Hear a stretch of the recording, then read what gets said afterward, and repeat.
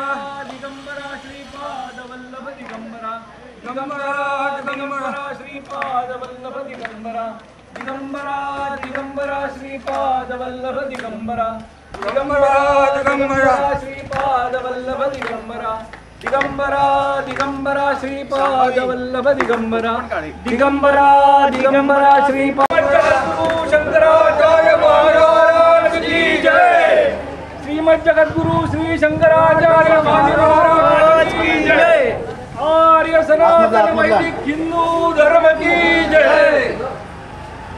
श्री गुरुदेव भद्रं भद्रं न आवद भद्रं न सर्वतो वदा असवद्नः पुरस्तान्न शिवं दक्षिणतस्क्रोधे अभयं सततं पश्चात् भद्रमुत्थरतो गृहे यौवनानि महयसि जिज्ञासामिव दुन्दुभे शकुन्तकप्रदक्षिणं शतपदराभिनो वदा आवदं स्वंश पुनः भद्रमावदतूष्णीमासीन सुमदिञ्जयगिद्धिनः यदुत्पदन् वदसि कर्करिर्योथा बृहद्वदेम विदधे सुवीराः श्रिये जातश्रिया निलीयाय श्रियं वयोर्यो महे पावमानाय धीमहि तन्नः शङ्खः प्रचोदयात्। ॐ भूर्भुवः स्वः शङ्खाय नमः। नमस्तोपचारार्थे गन्धपुष्पं समर्पयामि। शङ्खमुद्रां प्रदर्श्य ॐ आशिषानो वृषभो नमि मोघनागनः क्षोभणशरणीनां सङ्गन्धोन्मेषते कवीरशतमुसेनाः अजयत्सा कवीन्द्राः। घण्टिकायै नमः। सकलपूजार्थे गन्धपुष्पं समर्पयामि। घण्टमुद्रां प्रदर्श्य घण्टानादं कुर्यात्। मंडपस्थ महालक्ष्मी समस्तोपचारार्थे नमस्कारान् समर्पयामि। पवित्रः पवित्रो वा सर्वावस्थां वा यस्मरे पुंडरीकाक्षं सदा याभ्यन्तरशुचिः पूजाद्रव्याणि आत्माननिष्ठदशाङ्गुलम्। ॐ भूर्भुवः सद्गुरुचरणारविन्दाभ्याम् आवाहनार्थे सदा समर्पयामि। पूजार्थं त्वाम् आवाहयामि। ॐ पुरुषे वेदं सर्वयद्भूतयच्च भव्यम् उदामृतस्येषानो यदन्नेनाभिर्भवति। ॐ भूर्भुवः सद्गुरुचरणारविन्दाभ्याम् आसनस्थाने तुलसीपत्रं समर्पयामि। ॐ एतावान् महिमातो जायां शपूर्वशः पादोस्य विश्वाभूतानि त्रिपादस्यामृतं दिवि। ॐ भूर्भुवः स्वः सद्गुरुचरणारविन्दाभ्यां नमः। पाद्यं समर्पयामि। ॐ पादूर्ध्वोदयित् पुरुषः पादोस्य भवत् पुनः गो विश्वं विक्रामत्साशनान शने अभि। ॐ भूर्भुवः स्वः सद्गुरुचरणारविन्दाभ्यां नमः। अर्घ्यं समर्पयामि। ॐ तस्माद् विराजो जायत विराजो अधिपुरुषः सजातो रण आयुषदारिषद। ॐ भूर्भुवः स्वः सद्गुरुचरणारविन्दाभ्यां नमः। दधिस्नानं समर्पयामि। दधिस्नानान्ते शतमोदकस्नानम् आचमनीयं समर्पयामि। घृतं मे वीक्षे घृतमस्य योनिर्हृदे श्रुतो घृतं वस्य धाम अनुष्वधमावोहमादय स्वस्वाहा। ॐ भूर्भुवः स्वः श्री सद्गुरुचरणारविन्दाभ्यां नमः। घृतस्नानं समर्पयामि। घृतस्नानान्ते शुद्धोदकस्नानं समर्पयामि। आचमनीयं समर्पयामि। नमस्तोपचारार्थे गन्धाक्षतपुष्पं समर्पयामि। नमस्करोमि। ॐ मधुवातारतायते मधुक्षरन्ति सिन्धवः माध्वीर्न सन्घोषधीः मधुनक्तमुदोषो मधुमन्पार्थिवमृजाः मधुजलस्नास्ता मधुमानो वनस्पतिर्मधुवावस्तु सूर्याः माध्वीर्गावो भवन्तु नः। ॐ भूर्भुवः स्वः सद्गुरुचरणारविन्दाभ्यां नमः। मधुस्नानं समर्पयामि। मधुस्नानान्ते शुद्धोदकस्नानं समर्पयामि। आचमनीयं समर्पयामि। नमस्कारार्थे गन्धाक्षतपुष्पं समर्पयामि। नमस्करोमि। ॐ स्वादुपवस्पतिभ्याय नमोने स्वादुरिन्द्राय सुहवीन्द्राम्ने स्वादुर्मित्राय वरुणाय वायवे बृहस्पतये मधुमामदाभ्यः। ॐ भूर्भुवः स्वः श्री सद्गुरुचरणारविन्दाभ्यां नमः। शर्करास्नानं समर्पयामि। शर्करास्नानान्ते शुद्धोदकस्नानं समर्पयामि। आचमनीयं समर्पयामि। सकलपूजार्थे गन्धाक्षतपुष्पं समर्पयामि। ॐ गन्धद्वारान्तरापुष्टाङ्गरीषिणीं ईश्वरीं सर्वभूतानां तामिहोपौ भजे श्रियम्। ॐ भूर्भुवः स्वः श्री सद्गुरुचरणारविन्दाभ्यां नमः।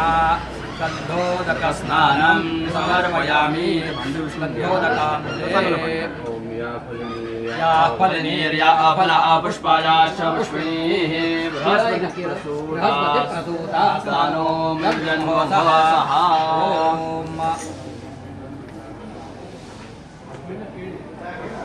फलनीर्या फल पुष्पायाश्च पुष्पैः बृहस्पतिप्रसूतास्तानो जन्मोऽसः ओम भूर्भुवः श्री गुरुचरणारविन्दाभ्यां नमः फलस्नानं समर्पयामि फलरसस्नानं ते शुद्धोदकस्नानं समर्पयामि डायरेक्ट भांडणे ओम कनेकरज्जं प्रभुवाण इयर्तिवाच मृतेवनावं सुमङ्गलस्य शकुने भवासि मात्वाकाचिदभिवा विश्वा विदतो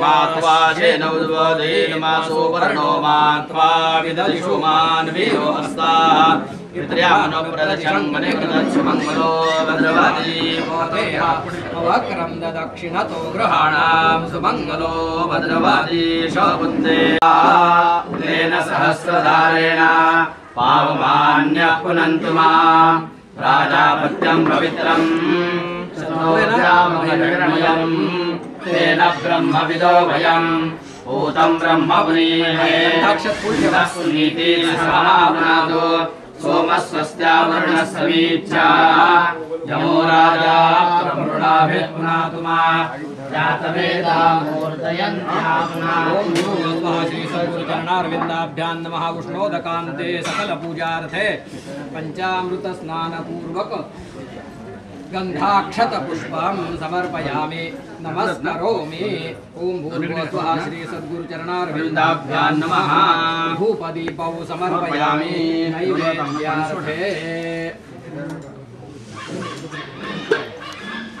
पुरतस्थापित पंचखाद्य नैवेद्यं समर्पयामि दत्तन्वर्धन यस्य वाक्यं स ऋषिर्यातेनोच्यते सा देवता अक्षर परिमाणं अभिषेके विनियोगः ओम अतो देवा वन्दनो यतो विष्णुर्विक्रमे पृथिव्या सप्तधामवे इदं विष्णुर्विक्रमे त्रिराजदेवतां सम्पूर्णमस्वां सुरे त्रीणि पदानि चक्रमे विष्णुर्गोपादाभ्यः अतो धर्मान् आरयन् विष्णोः कर्माणि पश्येतो वृतानि पश्यते इन्द्रस्य युद्धस्था तद्विष्णोः सर्वं वदन्सना पश्यन्ति सूरयाः दिवीव चक्षुराददं तद्विप्रासो विबन्धवो जागृवां सस्समिन्दते विष्णोर्यत्वारमं पदं प्रथमा ब्रह्म किल्विषे पुष्पोपासमिलोमाधरिष्वा वीणोरास्तवो दुरोमयो भूरापो देवी प्रथमजागतेन सोमो राजा प्रथमो ब्रह्मजायां पुनः प्रायच्छतरुणीयमानः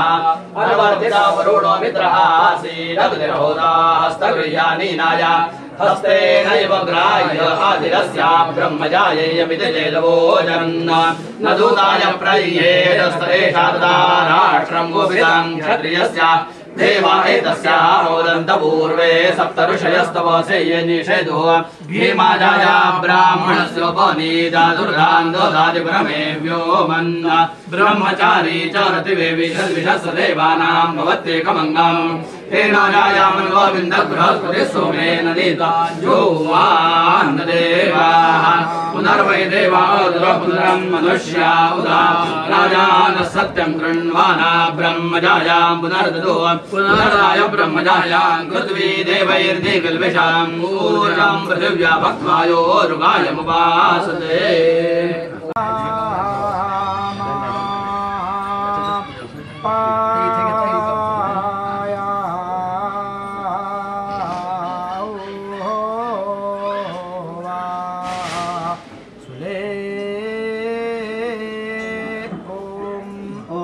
अस्मिन् धारयन्त्विन्द्रः पूषावरो नो मित्रो अग्निः इममादित्या उत विश्वे च देवा उत्तरस्मिन् ज्योतिषि धारयन्तु अस्य देवा प्रदिशज्योतिरस्तु सूर्यो अग्निरुतवाहिरण्यम् सपत्ना अस्मद्धारे भवन्तु तमन्नाकमधीरोः एमम् ओम अद्भुत संभूत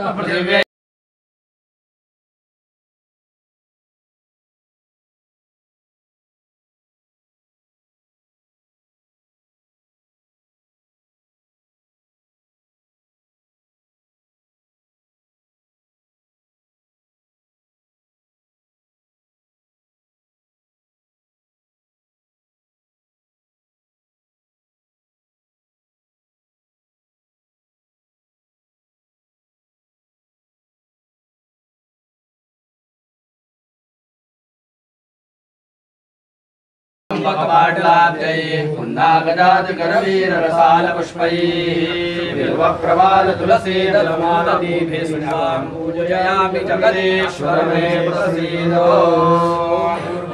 श्री सद्गुरु चरणारविन्दाभ्यां नमः। कालोद्भव पुष्पाणि तुलसी पत्राणि नानाविध पत्र पुष्पाणि समर्पयामि। ओम योपां पुष्पं वेद पुष्पवान् प्रजावान् पशुमान् भवति चन्द्रमा वां पुष्पं पुष्पवान् प्रजावान् पशुमान् भवति य एवं वेद योपामायतनं वेद। नैवेद्यार्थे व्रतस्थापितो नैवेद्यं समर्पयामि।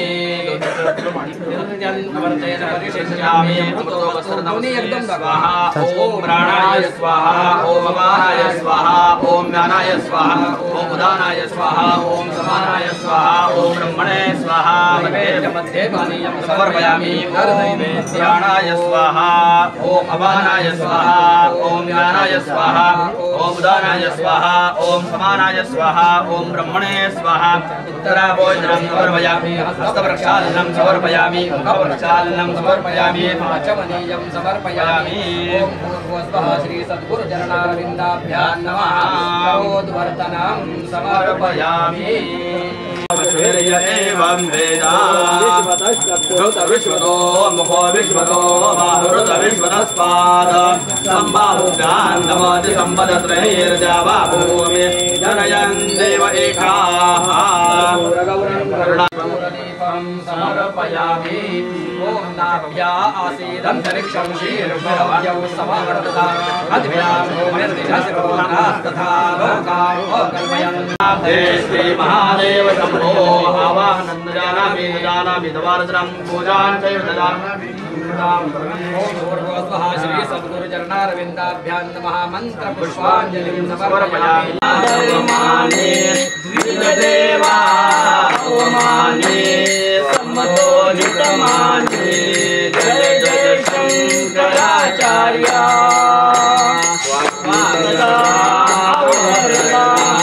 धर्मसुजा केला बिंबुनि मंडन मिश्राला दिंग विजयी झाला जय जय शंकराचार्य।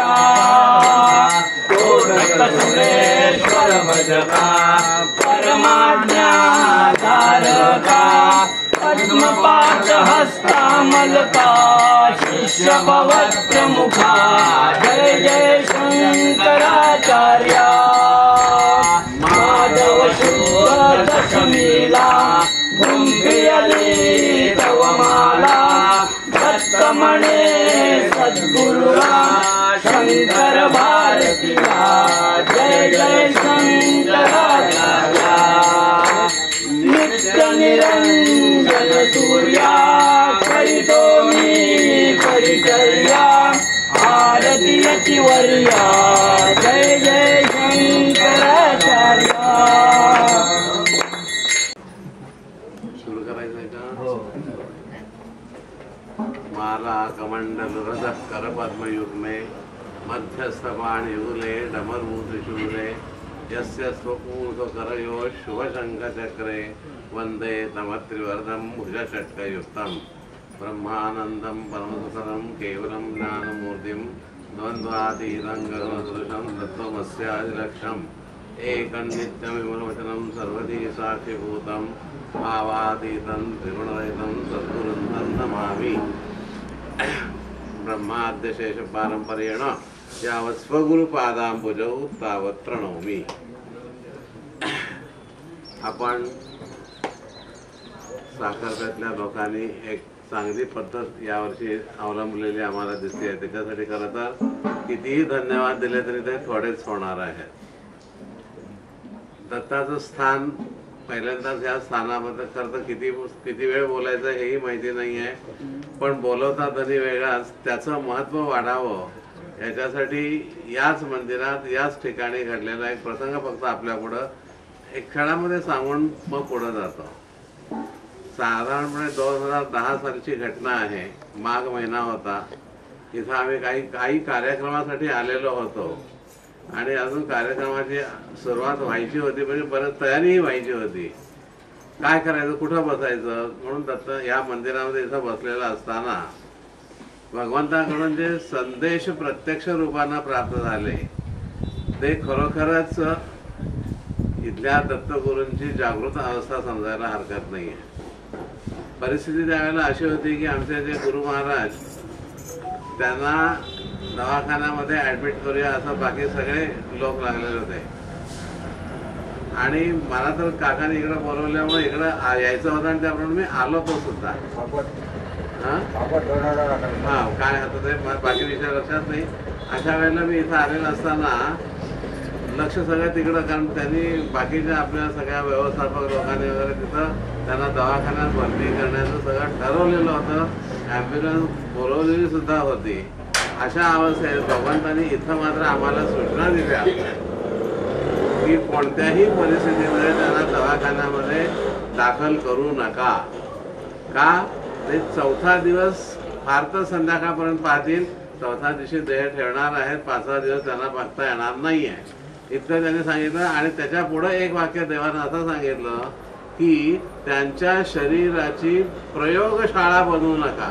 दवाखान्यात नेलं म्हणजे इकडं टोच तिकडं टोच तिकडं टोच, ही परीक्षा प्रयोगशाळाच बनते, तसं करू नका सांगितलं. इथनं आम्ही गेलो 10-10:15 कोल्हापूरला पुन्हा पोहोचलो होतो मी. त्यावेळेला ॲम्ब्युलन्स वगैरे आली, सगळे घालबुवा वगैरे सगळे लोक होते.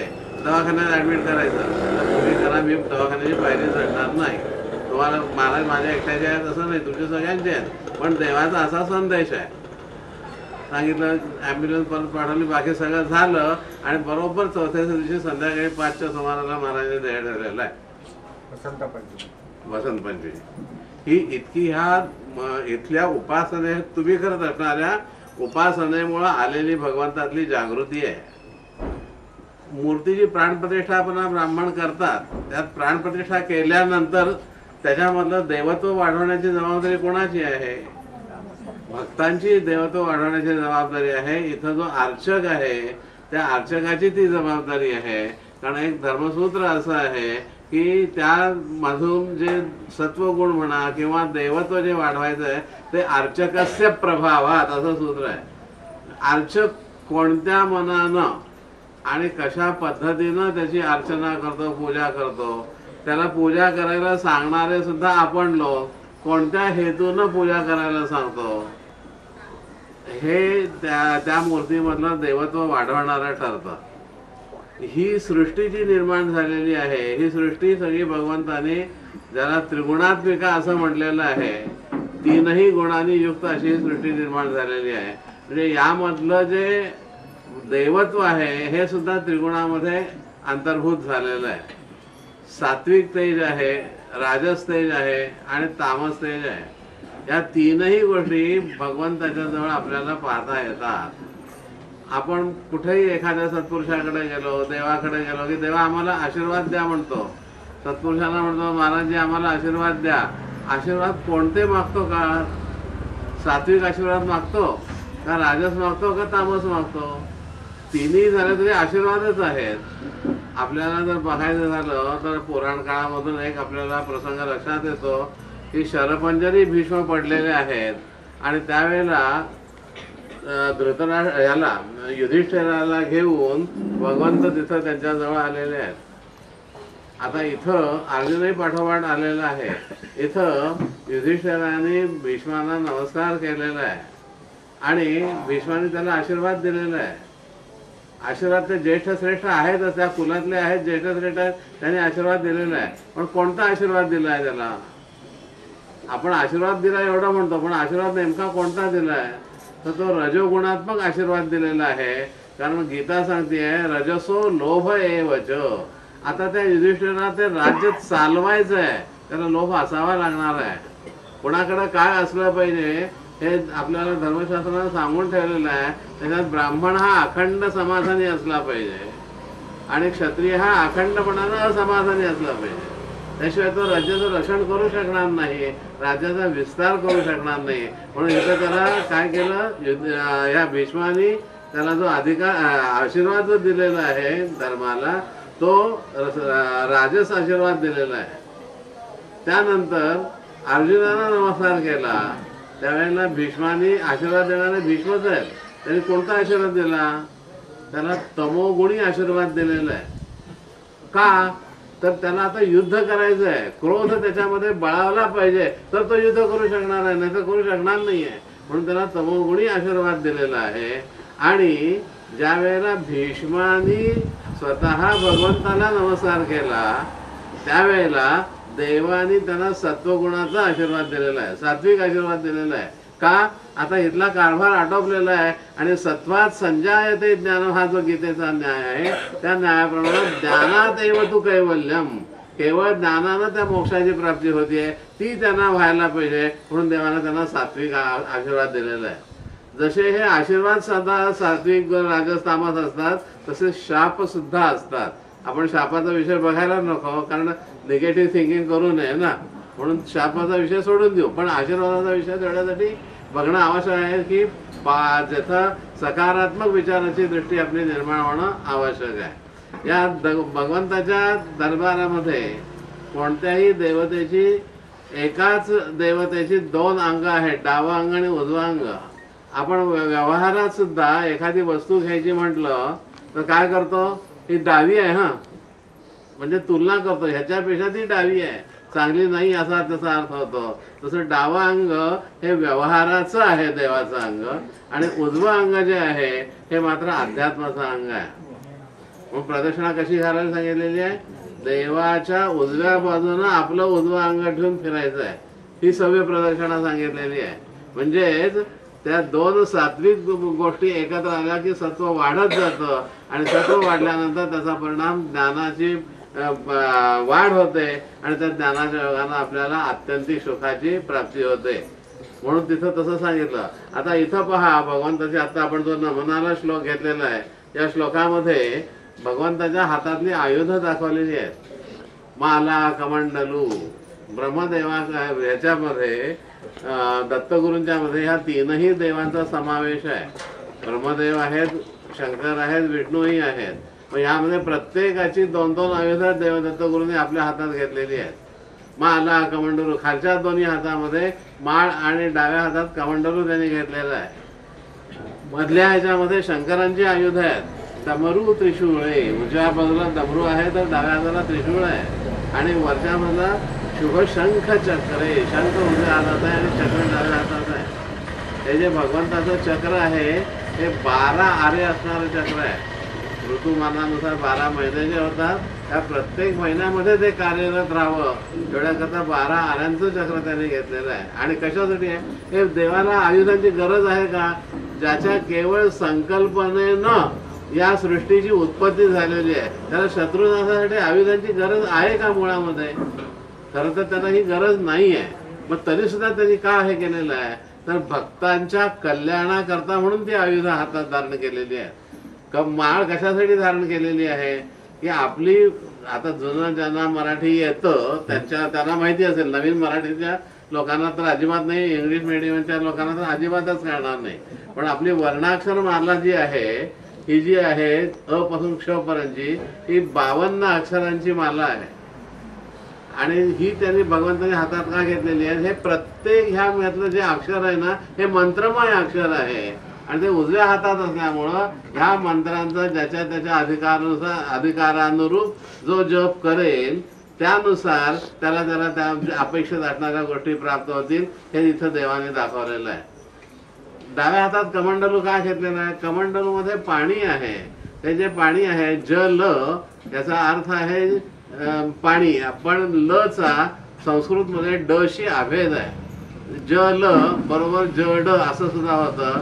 इथं पाणी सोडायला सांगतात. आता गुरुजी सांगितलं पाणी सोडा, कारण मानते दुराच्या मी पाणी सोडा. पाणी सोडा म्हणजे काय केलं? पाणी सोडा म्हणजे हे जे मी कर्म केलं हा जो मीपणा त्यातला आहे, हा मीपणा अहंकार निर्माण करणारा आहे. म्हणून तो जडत्व, अहंकार म्हणजे जडत्व निर्माण करतो. तर गुरुजी सांगतात पाणी सोडा याचा अर्थ जडत्व सोडा. हे त्याच्यामधून लपलेलं आहे. म्हणून त्याने देवाने काय केलेलं आहे? कमंडलू धारण केलेलं आहे. इकडं पुन्हा डमरू आहे. आपल्या सगळ्यांना माहिती असेल की पाणीचं जे व्याकरण आहे हे व्याकरण कसं तयार झालं. महादेवाने डमरू 14 वेळेला वाजवला आणि त्यातनं ती 14 व्याकरणाची सूत्र निर्माण झाली. त्याच्या पुढे त्या व्याकरणाचा विस्तार झालेला आहे. म्हणजे ह्या सगळ्याला व्याकरण वेगळं वेगळं करून त्याचं एकत्व पाहणं हे जे आहे हे महादेवाने आपल्याला त्या डमरूनं दाखवलेलं आहे. तर डाव्या हातामध्ये तिथं त्रिशूळ आहे. त्रिशूळामध्ये आपल्या सगळ्यांना माहिती असेल त्रिशूल, ज्याच्यामुळं 3 प्रकारचे जे ताप आहेत त्याचं निवारण केलं जातं. आधी दैविक, आधी भौतिक आणि आध्यात्मिक असे जे हे 3 ताप आहेत या 3ही तापांचं निराकरण करण्याचं काम ते करतात. तेवढ्याकरता त्रिशूळाचं धारण केलेलं आहे. आणि वरच्या हातामध्ये शुभ शंख चक्र शंख केलेला आहे. शंखनाद हा पवित्र नाद समजला गेलेला आहे. या शंखनादामुळं आसमंतामधले हे जे जीवजंतू किंवा ज्या अपप्रवृत्ती आहेत या नाहीशा होतात. जसं आपण सगळ्यांना माहिती असेल की गीतेच्या पहिल्या अध्यायामध्ये कोणी कुठला शंख वाजवला, पांचजन्यम ऋषिकेशो देवदत्तन धनंजय, हे जे पांडुरंग तत्व असं जे शंखांची नावं दिली आहेत ही ती शंख हे त्या त्या देवतेने किंवा त्या त्या लोकांनी वाजवलेले आहेत. हे शंख वाजवण्यामध्ये अमंगल काढून टाकून मंगलाची स्थापना करायची हा विषय असल्यामुळं तिथं त्यांनी शंख धारण केलेलं आहे. आणि चक्र आपण बघितलं की जे आपल्या भक्ती मार्गामध्ये आडवे येणारे लोक आहेत त्या भक्ती मार्गात आडव्या येणाऱ्या लोकांना सरळ करण्याकरता म्हणून दत्तगुरूंनी या चक्राची धारणा केलेली आहे. विष्णूचं आयुध आहे ते. विष्णू हा काय आहे, सत्वगुण प्रधान आहे आणि सत्वात संजायते ज्ञानम, या ज्ञान हा आपल्याला ज्ञानामुळे मोक्षाची प्राप्ती होते. तेवढ्याकरता देवाने ह्या सगळ्या गोष्टी धारण केलेल्या आहेत. आता मुळामध्ये एक गोष्ट महत्वाची सगळ्यात लक्षात घेण्यासारखी आहे की दत्त ह्या शब्दाची व्याख्या काय आहे. संस्कृतमध्ये दा नावाचा धातू आहे. दा म्हणजे देणं आणि दत्त हे त्याचं भूतकाळी रूप आहे. दा दत्त दिलं. काय काय दिलं हो दत्ताने. आम्ही मागतो यादीच्या यादी आम्ही देवापुढं दत्तगुरूंच्या पुढे ठेवतो. मला हे द्या, मला ते द्या, मला ते द्या. पण मला तुम्ही माझ्याकडे या म्हणतो का आपण कधी. देवाकडं काय मागायचं हे कळण्यासाठी सुद्धा एखाद्या जाणकाराची गरज असते ज्याला आपण गुरु म्हणून समजतो. त्याची का गरज आहे की आपल्याला काय मागायचं हे कळत नाही. प्रसंग थोडासा वेळ असेल तर एक रामदास स्वामीचा प्रसंग आहे का वेळ त्याचं थांबूया. सिद्ध पुरुष आहेत आणि रंगनाथ महाराजांची कीर्तन त्यावेळेला पंढरपूरला चालू होती आणि दुपार सरता सरता रामदास स्वामी हे पंढरपुरात पोहोचलेले होते. आंतरिक एकमेकाची ओढ होती. त्यांना काय मोबाईल नंबर दाबायला लागत नव्हता, काय नव्हता. भेटायचं तर होतच. काय करायचं. रंगनाथ स्वामींनी त्या दिवशी रात्रीच्या कीर्तनात सांगितलं. कीर्तन संपलं आणि संपल्यानंतर सांगितलं की जो मला अशा अशा व्यक्तीची, म्हणजे आता लोकांना काय माहित नाहीये पण अशी अशी व्यक्ती म्हणजे कशी, जो अंगापिंडाने उत्तम आहेत, त्याच्यानंतर दाढी राखलेली आहे, गळ्यामध्ये एक जोडी आहे, कुबडी आहे, फुरमुंजी रंगाचं वस्त्र नेसलेली आहे, अशा व्यक्तीची मला जो भेट घडवून देईल त्याला मी तो मागेल ते देईन. लोकांना रंगनाथ स्वामींच्या बद्दल विश्वास होता. ते नक्की देऊ शकतात त्याची खात्री होती. पण सगळे कीर्तन संपल्यानंतर उठून गेले. कुणाला तशी व्यक्ती कळलेलीच नव्हती. फक्त एक जण मात्र त्यातला जो होता तो आज रंगनाथ स्वामींना नमस्काराला सुद्धा पुढे आला नाही. कुठला की तडक घरी गेला. पण आता घरी जाऊन सुद्धा घरात गेला का नाही, तो गेला गोठ्यामध्ये गेला. काय झालं तर दुपारीच रामदास स्वामी ज्यावेळेला तिथं आले ते त्यावेळेला रामदास स्वामींनी त्याला विचारलं होतं की मला 3.5 हात जागा देणार का अंग टाकण्यापुरती. तर त्यावेळेला त्यानं त्यांच्याकडे बघितलं काय मिळणार आहे ह्यांच्याकडनं. क्षेत्राच्या ठिकाणचा ब्राह्मण काय मिळतंय का ह्याच्याकडनं यजमानाकडनं हे बघत होतं. तर काय मिळणार नाही म्हणतात. ते सांगितलं माझ्याकडे पुढं काय जागा नाहीये, तुम्हाला पाहिजे तर गोठ्यात जाऊन राहा. गोठ्यात पाठवलं. हे आहेत त्यांना गोठा काय आणि राजवाडा काय समत्वच असतं. संत हे समत्वावर संत झालेले असतात. ते गोठ्यात गेलेले आहेत. त्याने थोडीशी जागा स्वच्छ करून घेतलेली आहे. निवांत त्या ठिकाणी झोपलेले आहेत.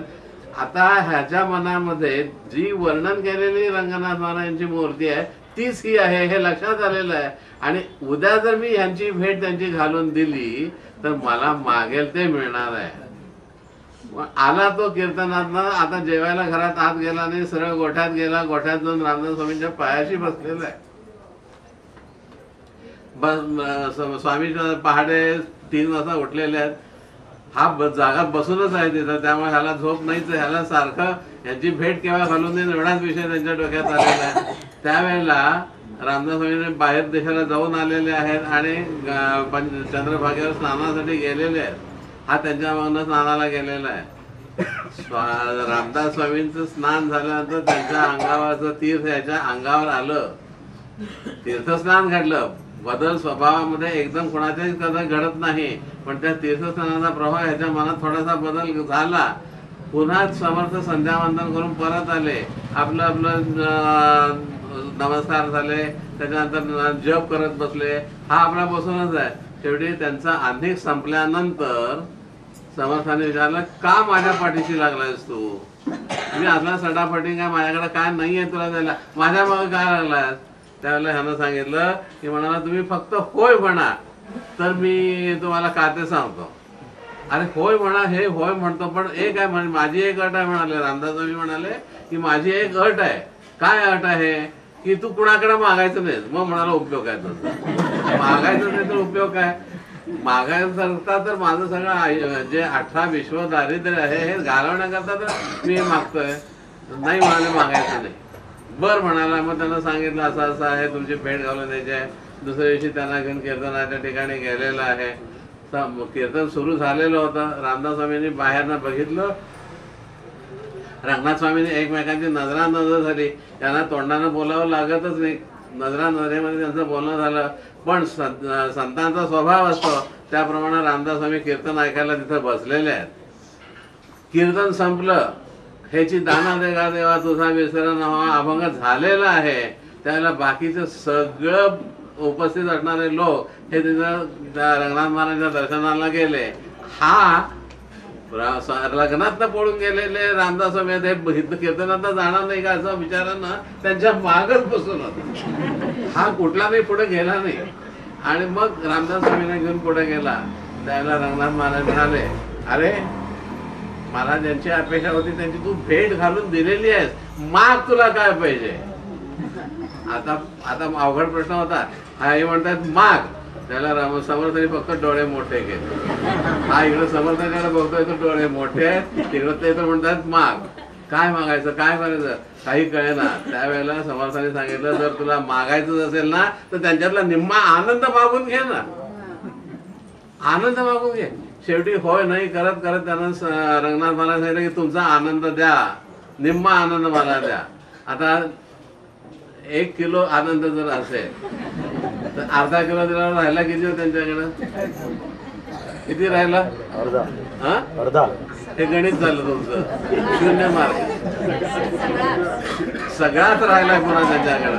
का तर संतांचा व्यापार जो चालतो ना तो मुदलाला हात लावतच नाहीत, ते वरच्यावर व्याजावरच धंदा करत असतात सगळा. त्यामुळं त्यांच्याकडे सगळा राहिला. माग माग पण म्हणाले काय करणार आहे आनंद घेऊन? काय तुझ्या पोरींचे लग्न होणार आहे, त्या घरावर माड्या चढणार आहेत, काय होणार आहे? त्यापेक्षा ते काहीतरी मग नाही. पुन्हा मागायला तोंड उघडतं तर सर्वांचे डोळे दिसायला लागले नाहीत. शेवटी त्यानं तुमचा आनंदच माग म्हणून सांगितलं. आणि रंगनाथ महाराज त्यांना आनंद तर दिला, पण त्याचं जे 18 विश्व दारिद्र्य आहे तेही घालवलेलं आहे. आम्ही शब्द वापरतो 18 विश्व दारिद्र्य म्हणजे काय नेमकं? 18 विश्व दारिद्र्य हा शब्द आलाय कसा आपण कधी पाहतो का? कोणाला माहिती आहे का? 18 गुणिले 20 म्हणजे 18 × 36 360 दिवस म्हणजे वर्षभर कायम दारिद्र्यात, असा त्याचा अर्थ आहे.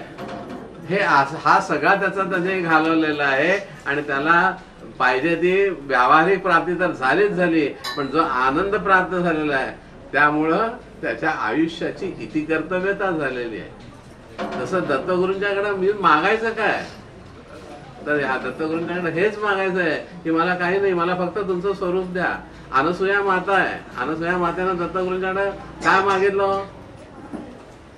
मागितलं का काही? पण त्यांनी आपणहून दिलं. कशासाठी दिलं? अनसुयेच्या पातिव्रत्याला भुलून दत्तगुरूंनी न मागता दिलं. पण काय दिलं? स्वरूपाचं दान दिलेलं आहे, स्वतःच रूपाचं दान दिलेलं आहे. न मागता मिळतं तो आशीर्वाद असतो, मागून मिळतो ते आश्वासन असतं. लक्षात घ्या. त्याकरता अनुसूयेला मिळालं, पण अनुसूयेला हे फुकट दिलं का त्यांनी?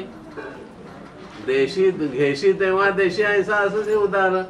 असं जर तू उदार आहे तर काय घेतलं? अनुसूयेनं काय दिलेलं आहे? अनुसूयेनं त्याच्यासाठी एक परीक्षा दिलेली आहे. कोणती परीक्षा दिली आहे? त्या परीक्षेचं नाव काय आहे? हा, मोठ्यांदा सांगा. पातिव्रत्य हे तिचं व्रत होतं, पण परीक्षा कोणती दिली? सत्व परीक्षा. सत्व परीक्षा म्हणजे काय? पुन्हा आपण शब्द वापरतो पण ते मुळात जातो का? सत्व परीक्षा याचा अर्थ की तिच्या कडचा सत्वगुण किती वाढला आहे त्याची परीक्षा तिनं दिलेली आहे. पराजिता शत्रव पराजितासो अपाप पराजिता शत्रव पराजितासो अपाप पराजितासो अपनिन्यप पराजितासो अपनि पराजितास इति पराजितासः अपनिन्यपाप निलयन्ता उलयन्ता अन्यपाप निलयन्ताम् उलयन्ताम् निलयन्तामिति लयन्ताम्. आता एकदम शेवटी म्हणाय तोपर्यंत घेऊन ठेवा. तोपर्यंत चांगल्या अभिमंत्रित होऊ देतो. सोमं क्रीणन्ति पुण्डरीस्रजां प्रयच्छति दशभिर्वत्सधरैः सोमं क्रीणाति दशमेजो भवति शतं ब्राह्मणाः पिबन्ति सप्तदशग्स्तोत्रं भवति प्राकाशावद्धर्यवे ददाति स्रजमुद्गात्रे रुक्मकुम्होत्रेष्वं प्रस्तोत प्रतिहर्तृभ्यान् वादजवष्टौ हि ब्रह्मणे वशां मैत्रावरुणाय रजवं ब्राह्मणाच्च गुंसिने वाससि लेटा पोतृभ्यागस्थूर्यवाचितमच्छावाकाया नड्वाहमग्निदे भार्गवो होता भवति श्रायन्तेयं ब्रह्मसामं भवति वारवन्तीयमग्निष्टोमसामगुं सारस्वतीरपो गृह्णाति पश्यति पुत्रं पश्यति पौत्रं प्रप्रजया पशुभिर्मिथुनैर्जायते यस्यैवं विदुषोऽग्निहोत्रं जुह्वति यवुचैन देवं वेद.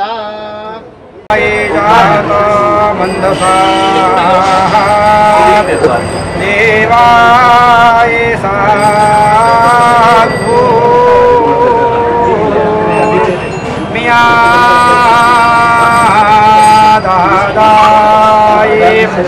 उग्रं शरमा महाय श्रावा सनाय इंद्राय यज्जवाय वरुणाय मरो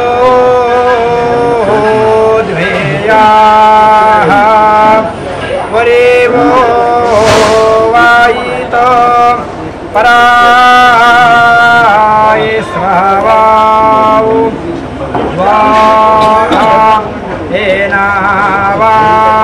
वायश्वाने अर्या युम्नानाय वा